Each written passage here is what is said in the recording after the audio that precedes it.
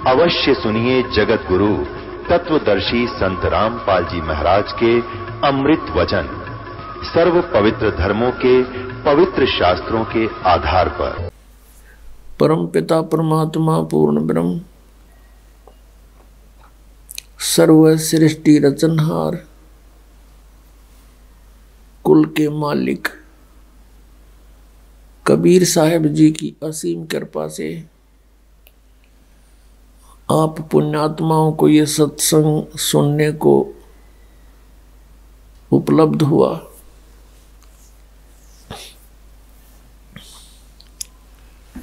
मानुष जन्म दुर्लभ है, ये मिले न बारंबार। तरवर से पत्ता टूट गिरे भाई, फिर नहीं लगता डार। परमात्मा ने हमें आके ज्ञान कराया है कि आप जी कोई मनुष्य शरीर मेरी कृपा से प्राप्त है, अन्यथा ये काल आपको मनुष्य जन्म नहीं देता। सृष्टि रचना के अंदर आप जी सुनते हो कि परमात्मा ने कहा था, इस काल भगवान को जब इसने प्रकृति को माया के साथ दुर्व्यवहार करना चाहा था और उसने इसके पेट में शरण ली थी, परमात्मा ने आके निकाला था। तब इसको एक परमात्मा ने श्राप दे दिया था, या ये समझो कि उस पवित्र लोक में जो कोई गलती ऐसी करता है उसको ये सजा मिलती कि तू 1 लाख मानव शरीरधारी प्राणी नित्य आहार करया करेगा और 1.25 लाख उत्पत्ति करेगा, तेरा नाम काल होगा। अब कई पुण्यात्मा ऐसा कहते हैं कि ये अगर परमात्मा ऐसा इसको वर ना देते, मानव शरीर के सूक्ष्म शरीर से गंध खाने का, तो ये हमें नहीं खाता। पुण्यात्माओं, ये तो हमारी जीव संज्ञा की सोच है। यदि परमात्मा इसको ये श्राप ना देता तो ये हमें मनुष्य शरीर भी नहीं देता, और मनुष्य शरीर के अंदर हम परमात्मा पा सकते हैं। इसने इतने ऊट पटांग जीव जंतुओं के शरीर गढ़ दिए, एक मनुष्य शरीर इस मनुष्य वाले प्राणी को भी एक और बना देता। तो ये परमात्मा कबीर साहब की असीम कृपा है। हमने जो गलती की थी उसका ये दंड वैसे तो बहुत कम है, लेकिन फिर भी दयालु है परमात्मा। उन्होंने ये ऑप्शन रख दिया कि मनुष्य शरीर इनको मिलेगा तब मैं इनके पास जाऊंगा, और ये कर्म अनुसार अपना सब कुछ यहाँ का विधान बना दिया। जैसा कर्म करेगा वैसा फल मिलेगा। तो ये यहाँ के प्रभु जितने हैं, श्री ब्रह्मा जी, विष्णु जी, शिव जी, दुर्गा, ब्रह्म और जितने भी यहाँ के जो अन्य देव हैं, ये केवल प्राणी को उसका किया हुआ जैसा कर्म है वैसा ही दे सकते हैं। यदि पाप कर्म है तो पाप भी भोगने पड़ेंगे, यदि पुण्य है तो पुण्य भी प्राप्त होंगे। फिर वो परमात्मा यहाँ आएगा, अपना यथार्थ विधान आपको बताएगा कि इन पापों का नाश भी हो सकता है, और वो अभी तक मंत्र किसी के पास नहीं था। जैसे खेती तो चौथे सतयुग से करते हुए आ रहे हैं किसान, अभी तक ये औषधि की खोज नहीं हुई थी कि फसल के अंदर जो खरपतवार उत्पन्न हो जाता है उसको ऐसी कोई औषधि नहीं थी जो उसको समाप्त कर दे और फसल सुरक्षित रह जा। अब उसकी खोज होगी। फसल में कितना ही खरपतवार हो, एक ऐसी मेडिसिन खोज कर दी है वैज्ञानिकों ने कि सिंचाई करते समय जल के अंदर उसको डाल दिया जाता है, वो सभी फसल के अंदर से पानी वाटर के साथ चली जाती है और गेहूं का कोई फसल को हानि नहीं करती, खरपतवार का नाश कर देती है, जिससे वो फसल अच्छी तरह फल फूल जाती है। इसी प्रकार परमात्मा का ये सत्य नाम जो है, सच्चा नाम 2 अक्षर का, और तीसरा सारनाम, वो तो कहना ही क्या है।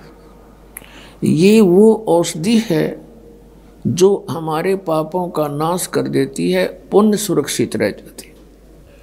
जब ही सतनाम हृदय धरो भयो पाप को नाश। और जैसे चिंगारी अग्नि की भाई पड़े पुराने घास। परमात्मा ने बताया कि आपके सभी पाप ऐसे नाश हो जाएंगे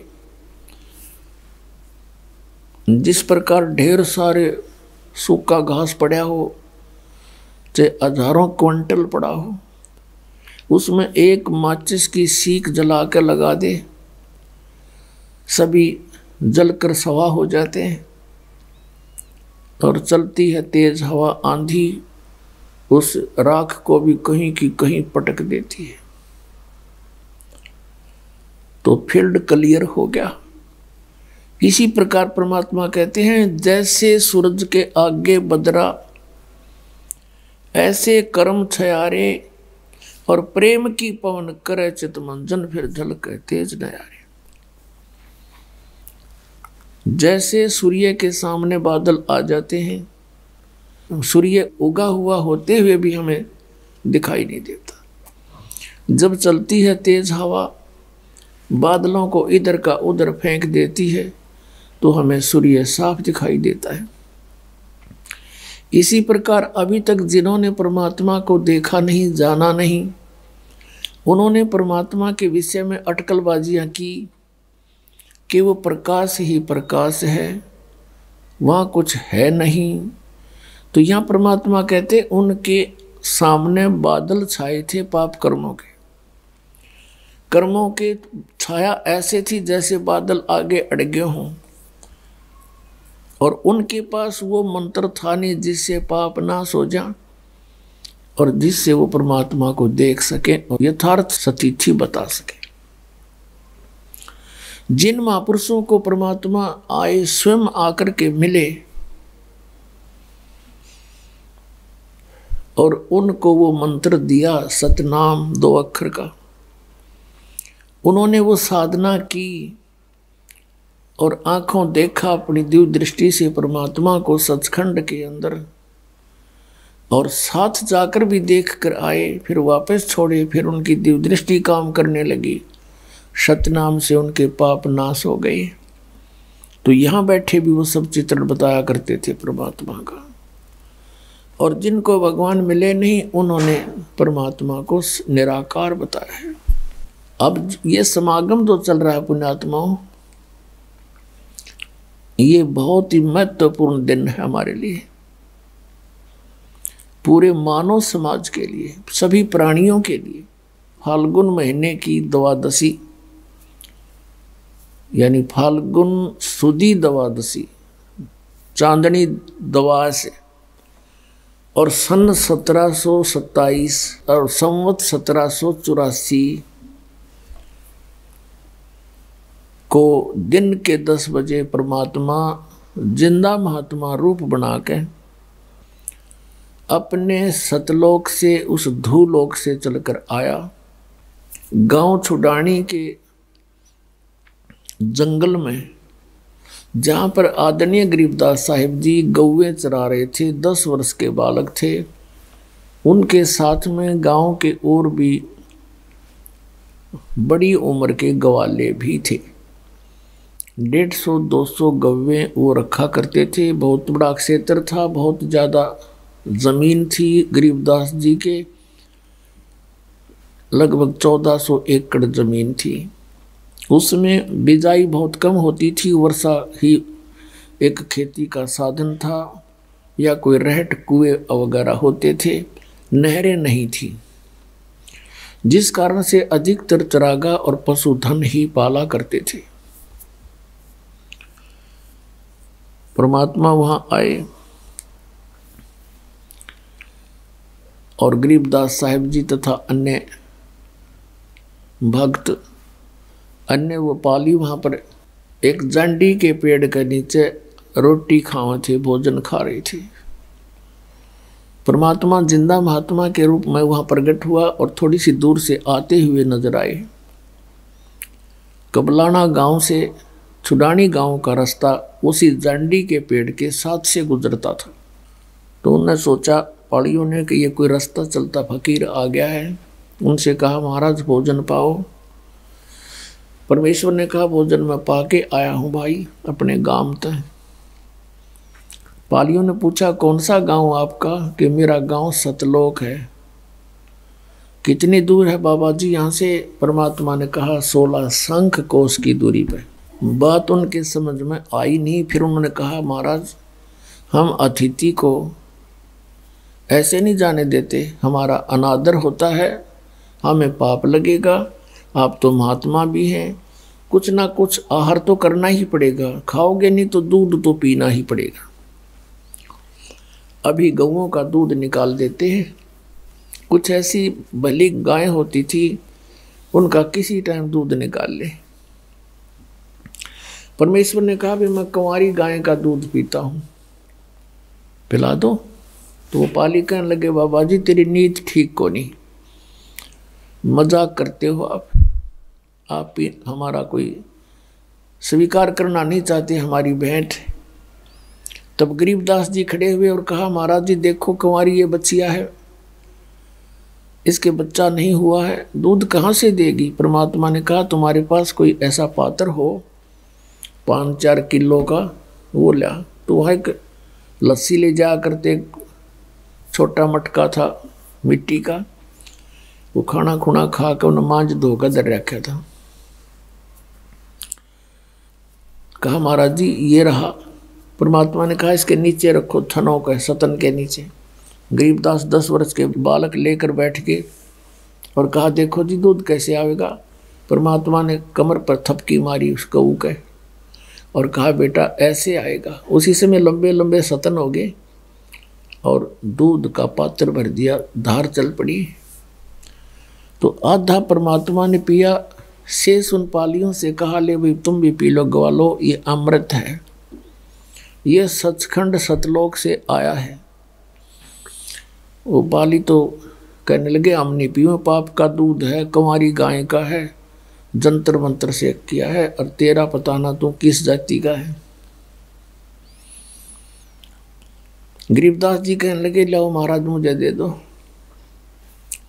आधा शेष उन्होंने पी लिया। फिर परमात्मा ने उनको अपने ज्ञान से परिचित कराया। गरीबदास जी की प्रबल इच्छा हुई उस सतलोक को देखने के लिए, जहाँ जाने के बाद जीव कभी मृत्यु नहीं होती, वहाँ वृद्धावस्था नहीं होती, सदा युवा शरीर रहता है, वहाँ कोई कम नहीं, कोई दुख नहीं, सदा बाहर वृक्ष हैं, दूधों की नदियाँ बहती हैं, अमृत फल हैं वहाँ के, बच्चे को बहुत लगन होती है। परमात्मा उसकी आत्मा को लेकर, गरीबदास जी की आत्मा को कबीर साहब सचखंड गए और वहां अपनी सारी सतिथि से परिचित कराया। उधर से बच्चे को मृत जान करके कुछ देर के बाद देखा पालियों ने कि ये तो बोल नहीं रहा, हिला डुला कर देख मृत पाया। गांव में भागे आए, गांव के लोग वहां गए, फिर आसपास के रिश्तेदार इकट्ठे किए। शाम तक तो देर तक हो गई थी, शाम के 7-8 बज गए थे। चिता पर रखकर सहा उसको अंतिम संस्कार करने की तैयारी कर दी थी। इस दौरान 8-10 घंटे परमात्मा के साथ रही प्यारी आत्मा। ऊपर के सब लोगों को देखा, भगवान कैसा है, कौन है। श्री ब्रह्मा विष्णु महेश जी की सतिथि देखी, काल को देखा, उस नरक को देखा और सतलोक को देखा। फिर वापस आए। परमात्मा ने आत्मा को तुरंत भेज दिया कि कहीं शरीर का नाश ना कर दे, करने की तैयारी ही थी। चिता के ऊपर ही आत्मा सचेत हो गई, शरीर में कंपन हुई। गरीबदास जी जिंदा होकर उठ गए। उठ करके परमात्मा की ये अमर वाणी बोलने लगे। एक बार गरीबदास साहिब जी से कहा कि भगवान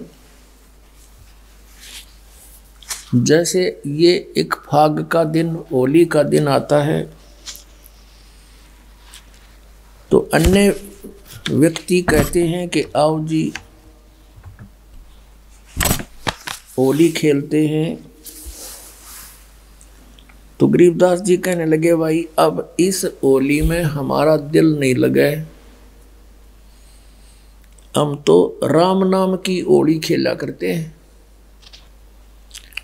इस होली को अब हमारी रुचि नहीं रही।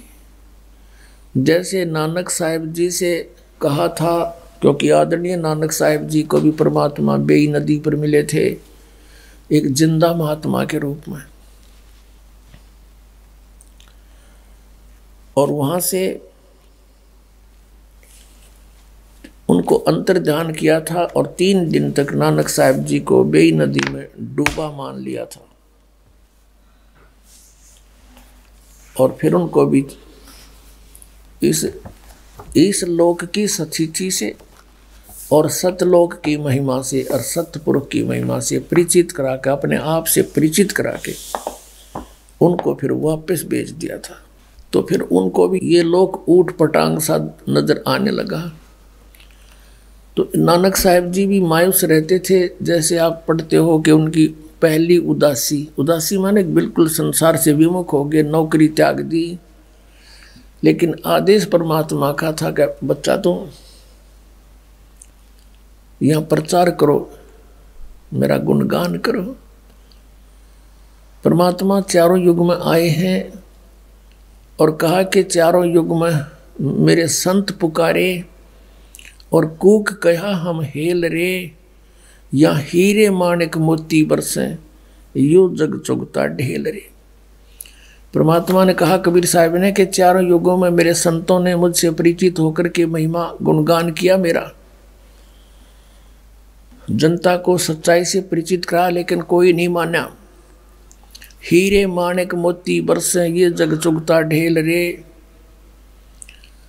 सत्य भक्ति सतनाम सच्चे मंत्रों रूपी हम, सत साधना शास्त्र अनुकूल साधना रूपी, तत्व ज्ञान रूपी हम मोती बरसाते हैं, हीरे मोती बरसा रहे हैं। और ये अज्ञानता के कारण शास्त्र विधि त्याग कर मनमानी पूजा करके ये सारा मानव समाज डले इकट्ठे कर रहा कंकर पत्थर। गीता जी अध्याय नंबर 16 के श्लोक नंबर 23 में कहा कि शास्त्र विधि को त्याग कर जो मनमाना आचरण करते हैं उनको न तो सुख होता है, न कोई सिद्धि प्राप्त होती है, और न ही उनकी गति होती है, यूजलेस। 24वें श्लोक में कहा कि इससे तेरे लिए अर्जुन कर्तव्य और अकर्तव्य की व्यवस्था में कौन सी साधना करनी चाहिए, कौन सी त्याग देनी चाहिए, इसका निर्णय सदग्रंथ ही करेंगे। उसके अतिरिक्त किसी की लोक वेद की आड़ मत लेना, किसी की लोक वेद पर आश्रित ना होकर के अपना जीवन व्यर्थ ना करना। तो नानक साहिब जी मायूस रहते थे। भक्त पूछने लगे कि महाराज आप कभी सुखी नजर नहीं आते। तब नानक साहब ने कहा कि भाई ना जाने काल की कर डारे, किस विध ढल जा पासावे, और जिनाते सरते मौत खुड़क दी उनानो केड़ा हासावे। इस गंदे लोक में क्या की खुशी मनावे। पुण्यात्माओं, हम बहुत सी घटनाओं को देखते हैं पर हम अनदेखा कर देते हैं क्योंकि हमें इसके विकल्प का पता नहीं। जैसे एक दिन वैसे तो बहुत सी घटनाएं घटती हैं। किसी का विवाह था और समाचार पत्र में दिखा रखा था। पहले दिन तो सारा परिवार नाच रहा, कूद रहा, डीजे बजावे, छोरे का ब्याह है। अगले दिन बारात जा रही थी। दूल्हे वाली कार एक ट्रक से टकराएगी और उसमें वो दूल्हा भी मर गया, 4-5 और उसी घर के सदस्य और बटेऊ बहनों के वह भी मर गए। अगले दिन वो हाहाकार मच रही थी, टक्कर मार मार रो रहे थे, चूड़ियां फोड़ रही थी, बाल पाड़ रहे थे। तो यहाँ किस चीज की खुशी बना हुई हो? बोला जीव आंख नहीं खुलती इसकी। तो यहाँ संतों ने कहा, नानक साहब जी कहते, ना जाने काल की कर डारे, किस विध डल जा पास आवे, और जिना ते सरते मौत खुड़क दी, उन्होंने केड़ा हास आवे। तब नानक साहब जी से पूछा कि हे महात्मा जी, क्या आप कभी प्रसन्न नहीं होते? क्या आपका कभी खुशी महसूस नहीं होती? अब नानक साहब जी सब सत्संग किया करते थे, बहुत ही कम श्रद्धालु उनके इस तत्व ज्ञान को मानने वाले थे, बहुत ही कम स्वीकार करते थे, समाज में विरोध बहुत बढ़ गया था। तो तब कहा करते, साध मिले साढ़े शादी होंदी, और विछड़ जा दिलगिरी वे, अख दे नानक सुनो जहाना, मुश्किल हाल फकीरी वे। यूँ कहा करते श्री नानक देव जी कि जब मेरे ये साध भक्त सत्संग श्रवण करने के लिए एज इट इज आ जाते हैं, मुझे बड़ी खुशी होती है। उस दिन हमारा शादी होती है, और जब ये यहाँ से जाते हैं सत्संग सुनकर, तब मुझे दिलगिरी हो जाती है, मेरी मायूसी छा जाती है, बढ़ जाती है चिंता। किस बात की? कि ये बच्चे मुश्किल से सेट किए हैं भगवान के मार्ग पर, और बाकी अन्य जितने भी संत पंथ ये सभी काल के मार्ग को दृढ़ा रहे हैं। और ये डर बना रहता है कि कोई इन बच्चों को भ्रमित ना कर दे, क्योंकि वो बहुसंख्या के अंदर है, और इनका जीवन नाश हो जाए। और जब ये ज्यों के त्यों वापस आ जाते हैं, इनमें कोई हानि नहीं दिखती। ये मेरी एक खेती है, परमात्मा ने मेरी ड्यूटी लाई है, उसके ज्ञान को दृढ़ करूं। तो कहते हैं ये ज्यों के त्यों आ जाते हैं, तो मेरी खुशी का कोई ठिकाना नहीं होता। साध मिले साढ़े शादी होंदी, विछड़ जा दिलगिरी वे, अख दे नानक सुनो जाना, मुश्किल हाल फकीरी वे। फकीरी माने भक्ति के मुश्किल है या भक्ति, क्योंकि काल ने इतने अड़ंगे अड़ा रखे हैं, सबको भ्रमित कर रखा है, शास्त्र विरुद्ध साधना पर दृढ़ कर रखा है, और इनके आने से, वापस आने से हमारी खुशी होती है। अब गरीबदास साहिब जी भी यही कह रहे थे कि भैया नकली होली यहाँ की हम नहीं खेल सकते, हम तो राम नाम की होली खेला करें। और पुण्यात्माओं, यहाँ 2 तारीख से और कल 8 तारीख तक जो समागम चल रहा है, हमारी होली ये है। 2 तारीख से होली शुरू होगी थी। रोज देसी घी का कड़ा हलवा आपके बच्चों को प्राप्त, बढ़िया आहार और अमृत वर्षा वो तत्व ज्ञान की। ये है राम नाम की होली। आत्मा भीगेगी राम के रंग में।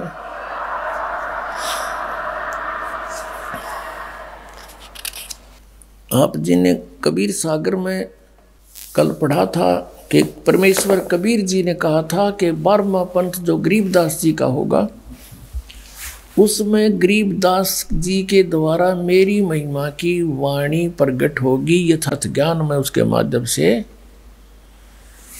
प्रकट करूंगा।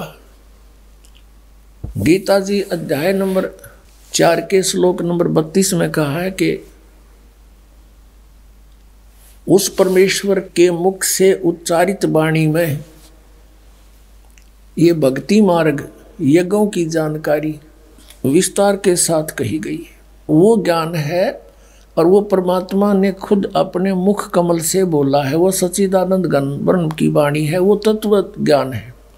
4 अध्याय के 34वें श्लोक में गीता जी में कहा कि उस ज्ञान को तू तत्वदर्शी संतों के पास जाकर समझ, वो परमात्म तत्व के जानने वाले तुझे उस तत्व ज्ञान का उपदेश करेंगे।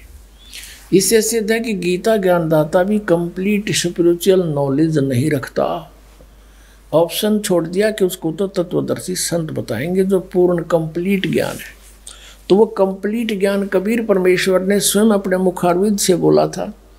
कबीर वाणी, कबीर बीजक, कबीर जी की साखी, ये सब मालिक ना आकर बोली थी। कहा 33 अरब ज्ञान हम भाख्या, और मूल ज्ञान हमने गुप्त ही रखा। तो उसमें बहुत विस्तार के साथ कहा है। तो वो ज्ञान फिर कबीर पंथ के व्यक्तियों ने, घुसे हुए काल के दूतों ने कबीर सागर में कुछ गड़बड़ी की, तो परमात्मा ने गरीबदास जी के कंप्यूटर में डाल दिया, अंतःकरण में सारा ज्ञान। फिर उन्होंने एज ए टेप रिकॉर्डर पे बोल दिया। वो वाणी आपको सुनाते हैं। क्या बताते हैं? तेरे दर्पण दाग लग्या रे, तेरे दर्पण दाग लग्या रे भैया रे, तेरे दर्पण जड़पाहन जगत ठग्या रे। अब क्या बताते थे गरीबदास साहब जी परमात्मा से प्राप्त ज्ञान को कि उस समय छुआछात बहुत थी और ब्राह्मण वर्ग अपने आप को बहुत ज़्यादा श्रेष्ठ मानते थे। एक जाति का अभिमान चरम सीमा पर था। उस समय उनको समझाने के लिए चेष्टा की थी कि भाई परमात्मा के घर में हिंदू ब्राह्मण शूद्र ये नहीं है, ये तो कर्माधार से मानव ने अपने डिवाइड किए थे काम। अब तुम एक दूसरे से इतने दूर हो गए, तुम एक पिता की जीव हो, माँ के पेट में भी तुम एक ही स्थिति में थे। ब्राह्मण भी बाहर आया माँ के गर्भ से जब जेर में लपेट का आया था, और बाहर ना कर तू ना धोगा ब्राह्मण बन गया। और ऐसे ही शूद्र आया था, ऐसे ही क्षत्रिय, ऐसे ही वैश्य आया था। तो अंतर है कर्म का। कहते ऊंच नीच इस विध है लोई, और कर्म कुकर्म कहाँ में दोई।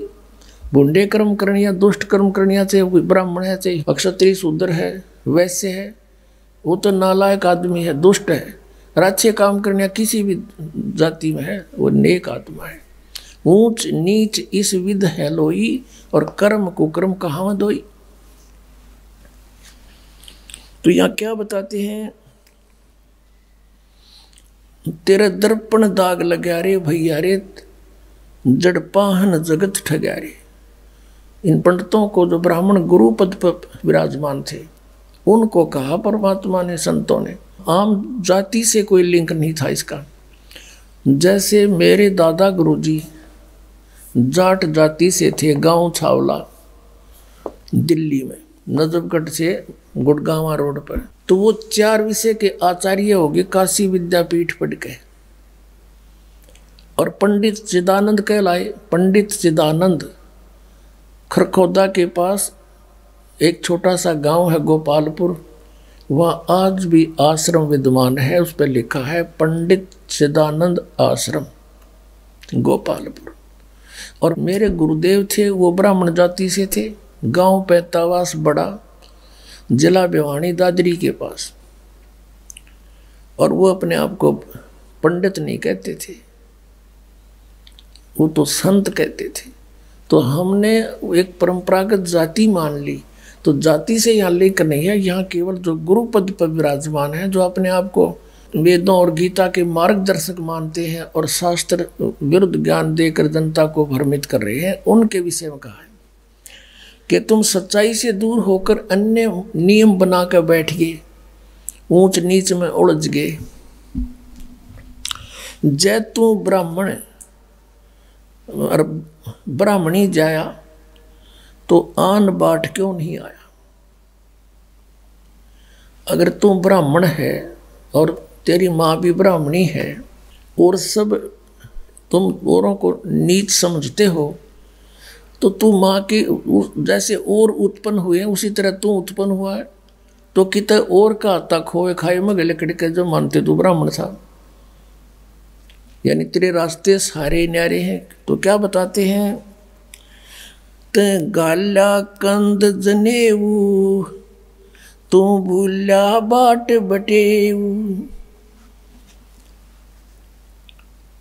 तेरा दर्पण दाग लग्या रे भैया रे, जड़पाहन जगत ठग्या रे। ते घाल्या कंद जनेऊ, तू भूला बाट बटेऊ। कमल तुम्हारा मुद्दा, एक जननी एक दूधा। है सब हाड चाम मल गुदा, यम को ब्राह्मण कुण शूद्रा। ते भेद न जाण्या धुर का, ये सब एक चाम तन बुरका। बुरका माने कवर, ये बुरका पहरा करते देखे अपने मुसलमान औरतें, उसको बुरका कहें। ऊपर से लेकर नीचे तीन ढकले कपड़े थे एड्डी ताई। कहते हैं यू हार्ड चाम तन बुरका, यू हार्ड चाम का बुरका पहन रहे हो, सबका एक जैसा है।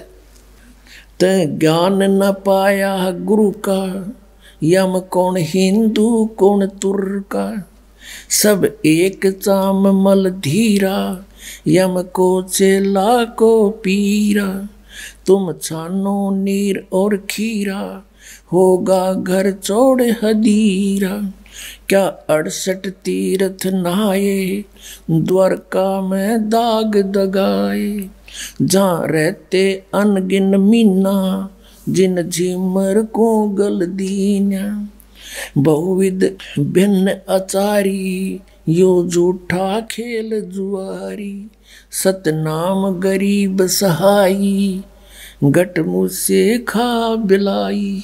ओए होए, अब क्या बताते हैं कि ए पंडित जी तन गलमज ने उगाल के तू बन गया ब्राह्मण, तो रास्ता भूल गया, तो भूलिया बाट बटेऊ, बटेऊ होता है राह चलता, यानी जो बाट चल रहा है, यानी भक्ति मार्ग को तो भूल गया, दूसरी दिशा पकड़ गया, शास्त्र विधि त्याग के मनमाना आचरण कर रहा है, जिस कारण से तेरी विधि भक्ति की खराब होगी, तेरा जीवन व्यर्थ हो रहा है। क्या बताते हैं कि तूने ये कमल तुम्हारा मुद्दा, एक जननी एक दूधा, यानी सभी जीव मनुष्य जितने हैं एक ही उनकी माँ, ऐसी ही माता है, ऐसे ही पिता है और ऐसा ही दूध सब पी रहे हैं। फिर क्या बताया है कि यो कमल तुम्हारा मुद्दा, तेरे दर्पण दाग लगा रे, तेरे अंतःकरण में मैल लाग गया, तुझे तत्व ज्ञान नहीं, जिस कारण से भ्रमित होकर के तू मानव के अंदर भी अंतर मान रहे हो, और उस अंतर को भी नहीं मानना आता तुमने, तुम केवल जाति और मजहब से ही डिफरेंशिएट करते हो। यहां बताते हैं, ये कहते हैं कमल तुम्हारा मुद्दा, हमारे शरीर में कमल बने हैं, मूल कमल, फिर स्वाद कमल, नाभि कमल, हृदय कमल और ये कंठ कमल, फिर त्रिकुटी कमल, सहस्रार कमल। इनमें क्या बताया है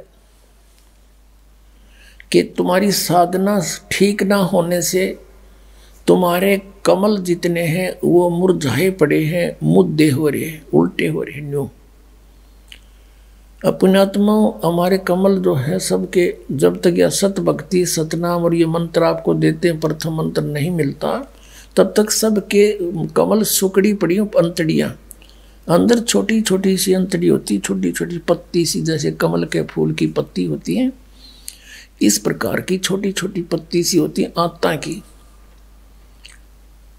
और वो बगैर भक्ति के ऐसे सुकड़ जाती हैं इकट्ठा, जैसे फूल खिलता नहीं तो बंद होती है, डोरडी टाइप सी।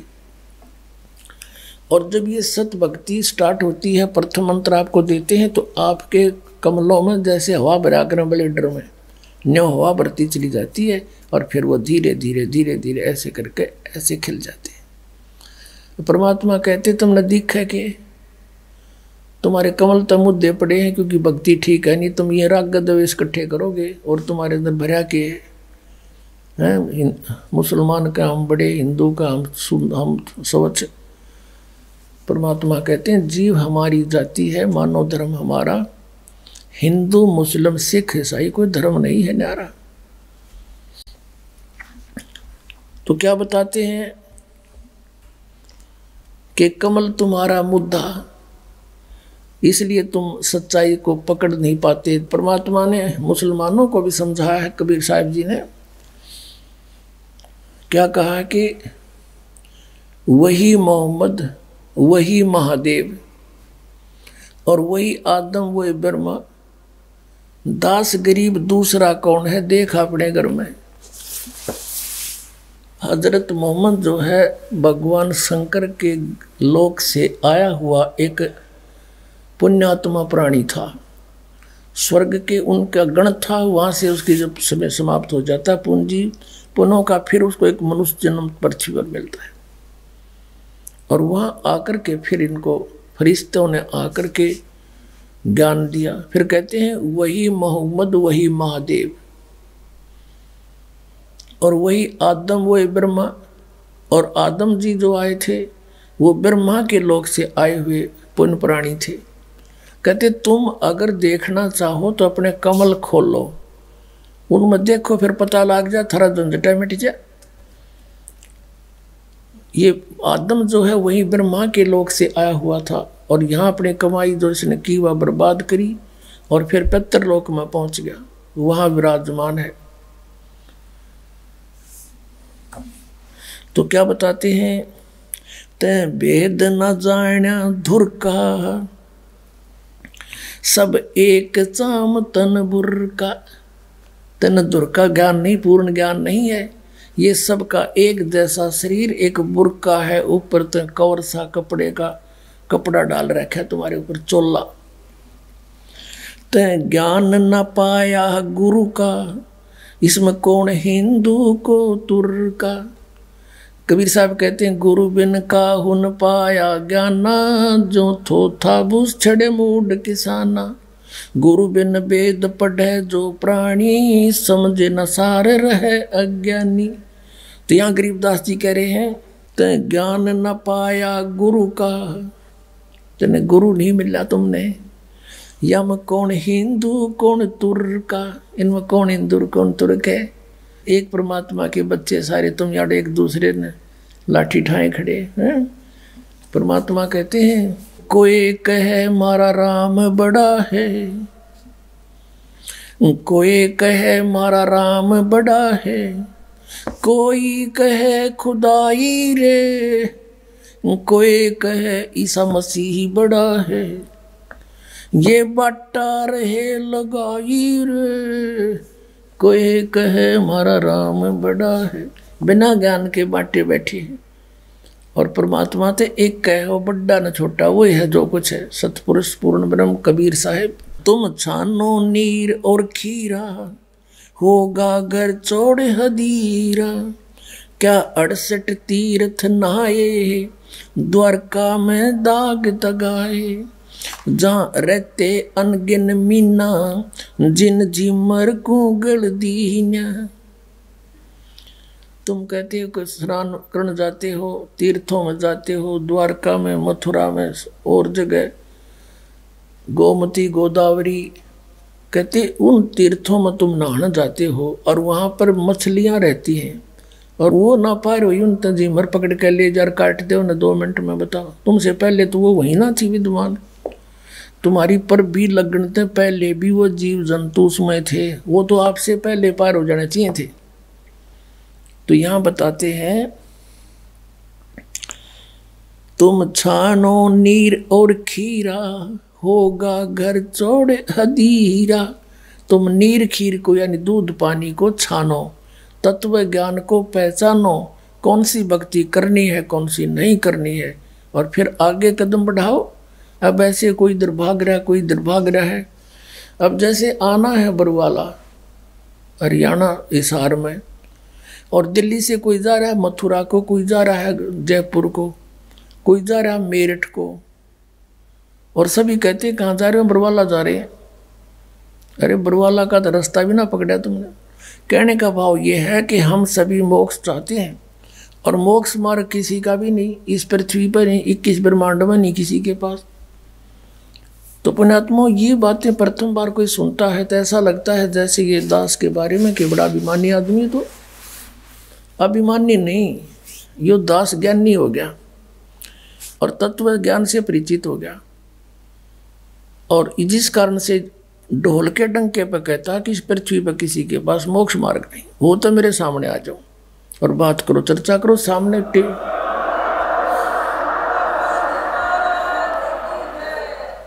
और कराओ एक चैनल बुक, और ये होने लग रहा साधना चैनल पर, सब छुपे बैठे, कोई नहीं आगे आता। नहीं आओगा, जनता तो समझदार है, पता लगेगा कि क्यों छुपे बैठे हैं। इतना कुछ कह रहा है ये दास, और कोई नहीं बोलता। बहुविध भिन्न अचारी, यो झूठा खेल जुआरी। सतनाम गरीब सहाई, घट मुझसे खा बिलाई। कहते हैं एक सतनाम, गरीबदास जी कहते हैं, एक सतनाम ही सच्चा सहारा है जीव का, अन्यथा ये मन इस जीव को दुखी कर रहा है, बर्बाद कर रहा है। आज हमारे रंग संत समागम है रे, कथा कीर्तन गावन जावन बहुत सुने प्रसंग, मन की कुटिलता छूटत नाही यो मन बसे भुजंग, दिल दरिया में भंवर पड़ते हैं उठत अंत तरंगा, त्रिकुटी महल में जा बसोरे जा बह शेष मुख गंगा, कहा कहूँ कछु कही न जाइए मूरत अचल बिहंगा, अरस पियाले सतमद वाले कहा को गोटो भंग, कहा कहूँ कुछ कही न जाई मूरत अचल बिहंग, अरस पियाले सदमत वाले काहे को गोटो भंग, दास गरीब मिटे सब झगड़ा भाई करो साध सतसंग, गरीब दास मिटे सब झगड़ा करो साध सतसंग।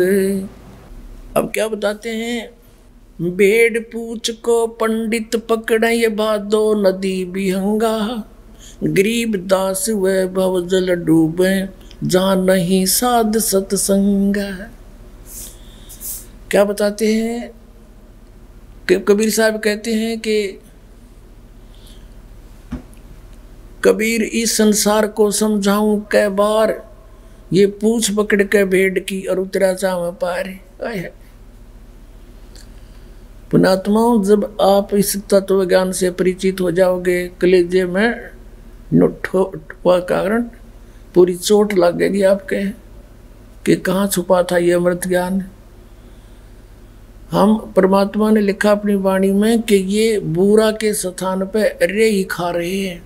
तत्व ज्ञान के अभाव से ये कोरी बकवाद सुने दो लोग वेदांत कथा सुनाई जा रही है भोली आत्माओं को। अब इस एक सेंटेंस को, परमात्मा की अमर वाणी को आपके समक्ष सरलार्थ करने के लिए बहुत सारे प्रमाण उपस्थित करने पड़ेंगे। क्या बताया है कि कबीर इस संसार ने समझाऊं कै बार, ये पूछ पकड़ रे भेड़ की रुतरा चाव पारे। उसी वही वाणी जो कि तू उनसे प्राप्त गरीबदास जी ने जो का तू उसी तरह भावार्थ कहा है कि भेड़ पूछ को पंडित पकड़े ये भादो नदी बिहंगा, गरीबदास व भाव जल डूबे जहाँ नहीं साध सत्संगा। भादुए के अंदर बहुत ज़्यादा वर्षा हुआ करती है और इतनी वर्षा हो जाती है कि सभी छोटी नाली नदी बहुत भर के उमड़ के ओवरफ्लो हो के किनारों के ऊपर के भी बह के चलती है। परमात्मा कहते हैं ये संसार सागर, ये संसार से पार होना समझ लो भादुए की नदी है, और उससे पार होने के लिए किसी गुरु ने विधि बता रखी है कि भेड़ की पूंछ पकड़ ले या तुझे पार करेगी। क्वाइट इम्पॉसिबल, बिल्कुल असंभव, वो क्रियाएं आपको दे रखी है इन नकली गुरुओं ने। जैसे राधा स्वामी, धन धन सतगुरु, सच्चा सौदा, सिरसा वाले, जय गुरुदेव वाले, ये सारे पांचों नाम काल के दें और बात करें सचखंड जान की। भेड़ की पूंछ पकड़ के और दरिया पार होना चाहते हैं, उसकी विधि है दरिया पार होने की। एक नौका हो, बढ़िया मल्ला हो, और फिर बहोर से बचाता हुआ परले किनारे जा छोड़े। वो तत्वदर्शी संत हो, सतनाम रूपी नौका हो, तो बहुजल से पार होने में कोई दिक्कत नहीं, और सच्चा गुरु साथ उसका मल्ला हो, खेवटिया हो। सूरत नृत से जीना वो कैसे नजर आवे, पट्टन घाट परम पद पैड़ी उतरेंगे परवीना। पट्टन घाट परम पद पैड़ी उतरेंगे परवीना। शब्द मोहोदित गर्जत है रे दिल दरिया दुर्बीना। पाक मोहब्बत ला पुरुष से साफ करो तन सीना। कुंभक रेचक राम रसायन उल्टी पवन चढ़ीना। अर्थ धर्म और काम मोक्ष हो कारज सकल सरीना।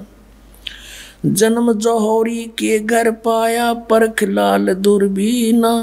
तीन लोक का राज दिया तो सुरपति कहा कमीना। गर्व गुमान दूर कर बोरे ये तो बात भली ना। आदीनी की राह पकड़ ले होए रहो सबसे हीना। बड़े बड़ों तो मूल गंवाया छोटे बड़े करीना। काम देनु काया के माही अमृत दू कर पीना। तन के जोगी और मन के भोगी इंद्री नहीं कसीना। सुरत नृत दरबार हंसनी मैलो नहीं दसीना। जय सिर जाए सिर नहीं दीजे यो पद अजर जरीना। सतगुर सार वस्तु बतलावे और पारस लो घसीना। दर्द बंद दरवेश समझे मूर्ख कहाँ कलीना। जिनको का दीदार जिनको तो दीदार कहाँ जो आत्म बिरह जरीना। रोम रोम द्वारा देही जैसे अंग पसीना। ऐसे ररंकार रट बोरे ओ हम सुमरीना। मान सरोवर के जल रहावो ये छाड़ो मकर महीना। गरीब दास ब्रह्मा विष्णु खवासी करें गरीब दास के दीना। अब कितना क्लियर कर दिया परमात्मा ने कि ये तो मंत्र सतनाम भाई। इसके भक्ति बिना कति सरीना सरय नहीं इसका सुमरीना। और कहते हैं उस सतपुरुष के घर पर ये ब्रह्मा विष्णु करें चाकरी नौकर गरीबदास कह दीना। हमने कह दी साची बात। गगन मंडल में गुमट है रंग होरी हो। जहाँ श्वेत ध्वजा फर्राही राम रंग होरी हो। आदरणीय गरीबदास साहिब जी बताते हैं हम कौन सी होली खेलते हैं भाई। गगन मंडल में गुमट है रंग होरी हो। जहाँ श्वेत ध्वजा फर्रावे राम रंग होरी हो। सतलोक में अरसकुर पर श्वेत गुमट है जहाँ सतगुरु का डेरा। जैसे आपने ऋग्वेद मंडल नंबर 9 सूक्त 96 के मंत्र 18 में आपको दिखाया कि वो परमात्मा उस तीसरे मुक्ति धाम सतलोक में रहता है। और वहाँ एक बहुत सुंदर सफ़ेद गुम्मट के अंदर गुम्बद उसमें रहता है बहुत बड़े गुम्बद में। उसका यही आप गरीबदास जी कह रहे हैं गुम्मट। गगन मंडल में गुम्मट है रंग होरी हो। जहाँ श्वेत ध्वजा फर्रावे राम रंग होरी हो। उसके ऊपर सफेद ध्वजा परमात्मा का झंडा फहरा रहा है। बुद्धि बाणी से अगम है रंग होरी हो। सुरत नृत जहाँ लावे राम रंग होरी हो। अब चले हैं नीचे से सभी शरीर के बताने लगे हैं। नाभि कमल ब्रह्मा भय रंग होरी हो। ये सर्जे विष्णु महेश राम रंग होरी हो। त्रिगुण माया बिस्तरी रंग होरी हो। और सकल परवेश राम रंग होरी हो। चंद सूरज पानी पवन रंग होरी हो। कच्छ मच्छ कूरम्ब राम रंग होरी हो। ओम मंत्र आदि है रंग होरी हो। ये रचे सकल आरंभ राम रंग होरी हो। तीन गुणन पर तखत है रंग होरी हो। पांच तत्व पर काश राम रंग होरी हो। सुर नर मुनि जन देवता रंग होरी हो। सावतरी और गौरी राम रंग होरी हो। लक्ष्मी विष्णु के संग है रंग होरी हो, कमलापति में बवर राम रंग होरी हो। किन्नर भूत पिशाच है रंग होरी हो, दान्य अंत अपार राम रंग होरी हो। राक्षस का रासा कहूँ रंग होरी हो, रचे सकल परिवार राम रंग होरी हो। गण गंधर्व ज्ञानी गुणी रंग होरी हो, चतुर्मूढ़ अनंत राम रंग होरी हो। ओम नाद अगाध है रंग होरी हो, अजब नवेला कंत राम रंग होरी हो। लख 84 जाति है रंग होरी हो, ये 4 खानी के जीव राम रंग होरी हो। अंड्रज जेरज उद बुदा रंग होरी हो, श्वेत खान रचि पीव राम रंग होरी हो। अब क्या बता रहे हैं गरीबदास साहिब जी कि ये सभी राम नाम की होरी यानी भगवान को पाने की ट्राई कर रहे हैं।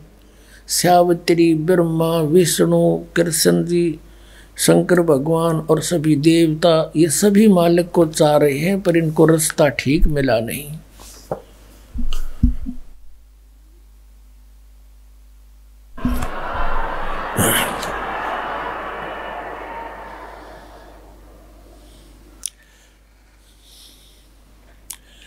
आत्म और परमात्मा रंग होरी हो, एक देही में 2 राम रंग होरी हो।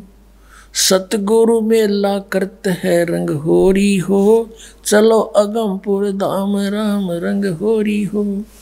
दिल की अंदर द्वीप है रंग होरी हो, वो अगम भूमि स्थान राम रंग होरी हो।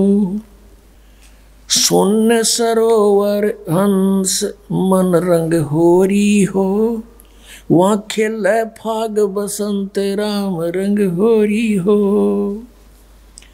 कहते हैं शून्य सरोवर में यानी ऊपर शून्य शिखर में एक सरोवर है, मान सरोवर है, और वहाँ सभी आत्माओं का पति वो एक दुल्हा यानी सतपुरुष वहाँ परमात्मा है, उसके साथ हम सब होली खेलेंगे या नकली दुल्हों के साथ हम होली खेलते हैं। बहुत दिन बीत गए। क्या बताते हैं? सोन सरोवर अंश मन रंग होरी हो, वहाँ खेले फाग बसंत राम रंग होरी हो। विष्णु शंकर से खेल ही रंग होरी हो, ये सुर नर मुनि जन संत राम रंग होरी हो। वो दुल्हा साहब एक है रंग होरी हो, ये दुल्हन शंख असंख राम रंग होरी हो। घाट बाट इनको पावे नहीं रंग होरी हो, वो अवगत मार्ग बंक राम रंग होरी हो। अब क्या बता रहे हैं कि सभी ये ब्रह्मा विष्णु महेश और सभी उस परमात्मा से होली खेलने के लिए फिर रहे हैं, ट्राई कर रहे हैं, और वो दुल्हा एक है सतपुरुष जिसको सभी खोज रहे हैं, और दुल्हन शंख असंख राम रंग होरी हो, वो दुल्हा साहिब एक राम रंग होरी है। यानी उसी से खेलने बात बनेगी, उसी की प्राप्ति के लिए प्रयत्न करने से आपका जीवन सफल होगा। इसका कहने का तात्पर्य, आप किसी अन्य के साथ होली खेलते हो, जैसे एक तो इस यहाँ का जो त्योहार होली इससे मिलता जुलता एक उदाहरण दे रहे हैं कि जैसे आप जी अपने पति के साथ होली खेलती हैं या कोई और नाती से खेलते हैं। कहते हैं कोई तो ब्रह्मा जी को इष्टमान कर उसकी पूजा कर रहा है, उसके होली खेल रहा है, कोई विष्णु जी से खेल रहा है, कोई शंकर जी से खेल रहा है, कोई हनुमान जी से खेल रहा है, कोई श्याम जी है, और कोई भैरव भूत बतालों से। कहते तुम इनसे होली खेल रहे हो, इसे कोई यूज नहीं। वो एक है होली खेलन जोगा सतपुरुष, उससे खेलो होली। ये नकली होली इन गिला खेलते हैं, बहुत दिन हो गए। ये विनाशवान, तुम भी मृत्यु को प्राप्त हो जाओगे। श्रीमद् भगवत गीता अध्याय नंबर 4 के श्लोक नंबर 5 और 9 में गीता ज्ञानदाता कहता है, अर्जुन तेरे और मेरे बहुत जन्म हो चुके, तू नहीं जानता मैं जानता हूं। फिर गीता जी अध्याय नंबर 2 के श्लोक 12 में कहा कि अर्जुन तू ये मत समझे कि तू और मैं और ये सभी राजा पहले ना जन्मे थे या आगे जन्म नहीं होगा, अर्थात तू और मैं और ये सभी सैनिक पहले भी जन्मे थे, आगे भी जन्म होगा। 10वें अध्याय के दूसरे श्लोक में गीता में कहा गीता ज्ञानदाता ने कि मेरी उत्पत्ति को न ये देवता जानते न ऋषि जानते, क्योंकि ये मुझसे उत्पन्न हुए हैं। तो पिता की उत्पत्ति को संतान नहीं जान सकती, दादाजी बताया करता है। तो इस काल की उत्पत्ति परमात्मा कबीर परमेश्वर जो सबका बाबा सबका दादा सबका जनक है, उसने आके बताया कि इसका भी जन्म होता है। तो ये खुद कहता है 18वें अध्याय के 62वें श्लोक में कि अर्जुन तो सर्वभाव से उसकी शरण में जा, उस परमेश्वर की शरण में जा, उसकी कृपा से तो परम शांति को और सनातन परम धाम को प्राप्त होगा। अब उस दुल्हे की ऊपर सतलोक में साकार परमेश्वर की गरीबदास जी आंखों देखा क्या बता रहे हैं, सवेत गुमट सिर सेरा रंग होरी हो, सफेद गुमट और सिर पर सेरा, जैसे दुल्ला का सेरे हुआ करें, मुकुट है मालिक का। सवेत गुमट सिर सेरा रंग होरी हो, और झलक करण अनंत राम रंग होरी हो। सोन सलैली सैल है रंग होरी हो, पावन अटक पपील राम रंग होरी हो। कौन जुगत से पाई ये रंग होरी हो, सतगुरु के उपदेश राम रंग होरी हो। अब कहा कि कैसे उसको प्राप्त करें, कौन युगत से कौन साधना से उसको पावें, क्या युक्ति है उसके पाने की। उत्तर भी आप ही दे दिया कि सतगुरु कहे उपदेश राम रंग होरी हो, कि सतगुरु मिले और फिर वो आपको उपदेश दे।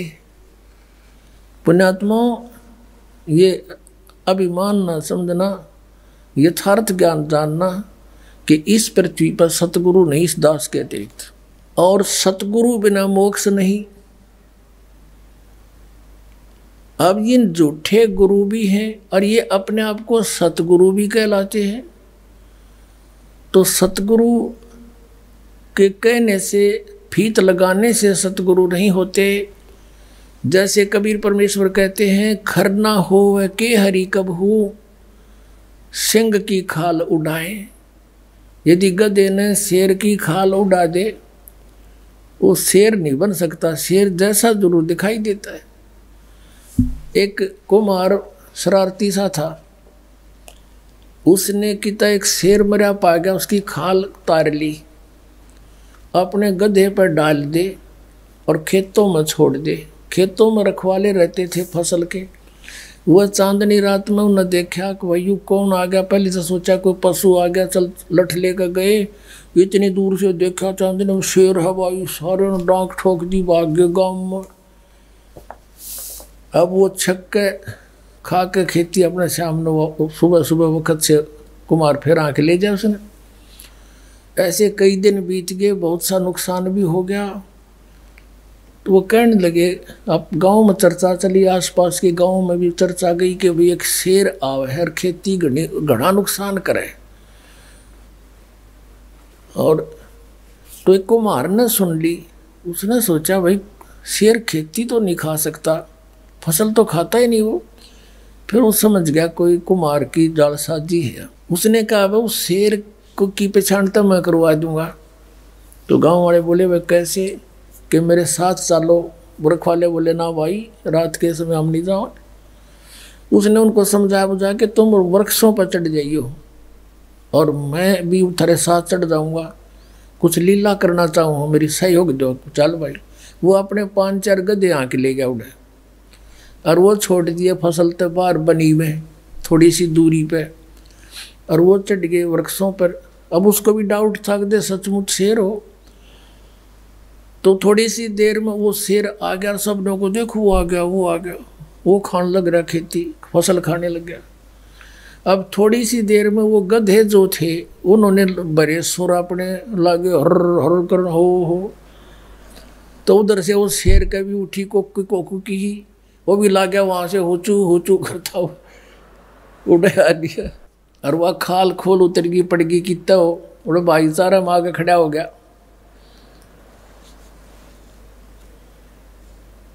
तब वो उनकी मच्छी बदी कुमार ने तो पहचान दिया कति सागी गदाए है, नीचे उतर का आया न बोला यो रहा थारा शेर भाई। फिर वो जिस कुमार का गधा था उसको फिर पंचायत ने दंड लगाया, बेतने या के सोची नालायक कितना नुकसान कर दिया, तू ले लेता थोड़ा बहुत तोड़ा इसकी खातर, भूस ले लेता हमारे से चारा। तो कहने का भाव ये है कि गधे और शेर का बोली तो मेरा पटेगा, सतगुरु का पता नकली और असली का इस ज्ञान से पता चलेगा। ये बोली है, बोली से पता चलेगा कौन सतगुरु है कौन सतगुरु नहीं है, कौन नकली है कौन असली है।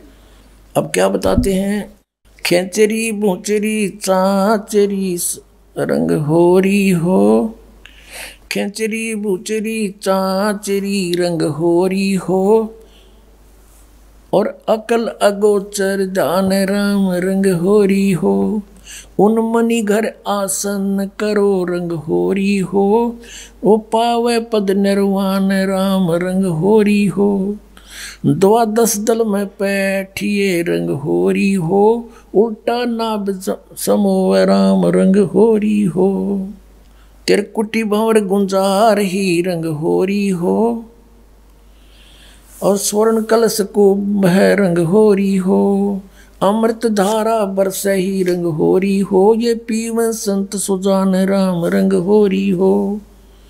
फिर क्या बताते, नाम की सरवर ए नहीं रंग होरी हो, होता मूल उचारे राम रंग होरी हो। कहते हैं कि ये चाचरी भूचरी खेचरी उन्मनी इनसे मालिक प्राप्ति नहीं है, नाम की सरवर है नहीं रंग होरी हो, यानी नाम की बराबरी कुछ नहीं कर सकता नाम से जो लाभ होगा। नाम की सरवर है नहीं रंग होरी हो, ओता मूल उचार राम रंग होरी हो, यानी जिसके पास वो मूल मंत्र है, मूल ज्ञान है, मूल नाम है, उससे लाभ होगा। फिर बताते हैं, काल कर्म का नाश कर रंग होरी हो, अजप्पा जाप जपै राम रंग होरी हो। अजप्पा श्वास उश्वास से, पान अपानम भेव राम रंग होरी हो, तन मन की जपेस राम रंग होरी हो, श्वासा सुमरण कीजिए रंग होरी हो, ऐसे हो परवेश राम रंग होरी हो। कहते श्वासा सिमरण कीजिए, श्वास उश्वास से सिमरण कीजिए, ऐसे प्रवेश होगा उस महल में जहाँ सब सखियों का दुल्हा रहता है। श्वासा सुमरण कीजिए रंग होरी हो, ऐसे हो परवेश राम रंग होरी हो, नाम की सरवर है नहीं रंग होरी हो, होता मूल उचार राम रंग होरी हो, काल कर्म का नाश करे रंग होरी हो, अजप्पा जाप जपंत राम रंग होरी हो, ओम सोहम नाद भरे रंग होरी हो, ये परख नवेला कंत राम रंग होरी हो। ये सतनाम बताया है कि इससे उस नाम के द्वारा श्वास उश्वास के सिमरण जप्पा जाप से उस सतलोक में जाया जाएगा। मन राजा खेलन चला रंग होरी ओ, तिरबेणी के तीर राम रंग होरी हो, मन राजा खेलन चला रंग होरी हो, पर पटन की सैल राम रंग होरी हो, पावन टके पपील के रंग होरी हो, ये पंडित लादे बैल राम रंग होरी हो, जावा महल कबीर का रंग होरी हो, राई ना ठहराव राम रंग होरी हो। चार वेद पंडित पढ़ा रंग होरी हो, ये 52 अक्षर लेख राम रंग होरी हो। वो अक्षर याम नहीं रंग होरी हो, वो रहे सतलोक में राम राम रंग होरी हो। इसमें क्या बताया है कि इन तुम चारों वेदों में वो मंत्र नहीं है जिससे परमात्मा मिले। कबीर साहब कहते हैं वेद हमारा भेद है, मैं ना वेदन के माही, और जौन वेद से मैं मिलूं ये वेद जानते नहीं। वो वेद कौन सा है? सूक्ष्म वेद, उसमें परमात्मा के पाने का विधान सतनाम लिखा है क्लियर। इन वेदों में वो सतनाम नहीं है। परमात्मा कहते हैं सोहम शब्द हम जग में लाए, और सार शब्द हमने फिर भी गुप्त छिपाए। कागज कलम कलेस है रंग होरी हो, वहाँ शाही का नहीं काम राम रंग होरी हो। तारंग मंत्र ली जिए रंग होरी हो। तारंग मंत्र पार करने वाला मंत्र ले ले। कौन सा? तारंग मंत्र ली जियो रंग होरी हो, यो सतनाम का नाद राम रंग होरी हो। वो सुकृत नाम उचार है रंग होरी हो, वो लीला अगम अगाध राम रंग होरी हो। सोहम ऊपर और है रंग होरी हो, सत सुकृत एक नाम राम रंग होरी हो। कहते हैं इस सोहम से ऊपर भी एक और नाम है जिससे मोक्ष होगा। ओम सोहम मध्य है रंग होरी हो, वो मूल मंत्र पावे राम रंग होरी हो। कहते इन मंत्रों से भी अलग वो एक और सार नाम है, मूल मंत्र है, वो नहीं मिलाते, ये भी यूजलेस है। ओम आनंदी लहर है रंग होरी हो, ये सोहम मुक्ता संद राम रंग होरी हो। अपनात्मा ये है सूक्ष्म वेद, जो इस चारों वेदों से भी जटिल ज्ञान है। हर सिंपल लैंग्वेज में ज्ञान का और लैंग्वेज का कोई मेल नहीं होता। वही ज्ञान किसी भी लैंग्वेज में हो, पर उस ज्ञान के का जानकार तत्वदर्शी संत हो, वो सब साफ कर देता है, समझ लेता है। यहाँ कहा है